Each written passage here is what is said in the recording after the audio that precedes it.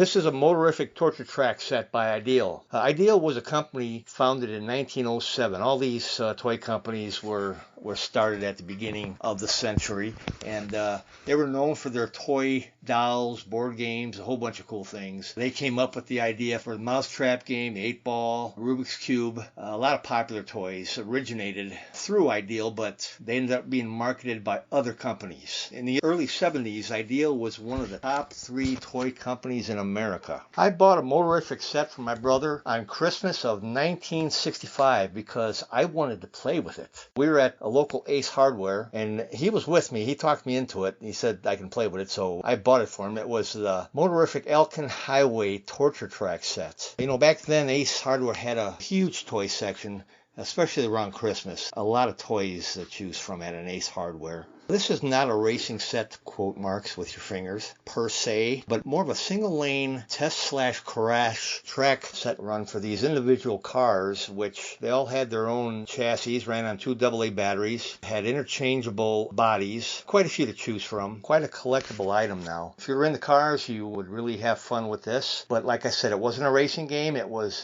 just a single track, individuals, and if the track layout was big enough, you can put 2 or 3 on there and just let them go and see how they go through these different tests and if they crash. There were various different tests like the shock absorber test, the spring test, the jump test, the crash test. I did collect a few of these a while back and they just sat on my shelves. But then I was looking at a Motorific YouTube video and there was some guy that had a whole room layout of this set. He must have had quite a few and I thought that was pretty cool, so I had to do that. So I just started buying up the tracks and you can see the various different original layouts that I made. It's kind of fun. Like I said, this is a cool toy from times past. Typical baby boomer type from that era. This is something that you can have fun with. You can spend half a day playing with it because there's different setups, different things you can do. Thank you.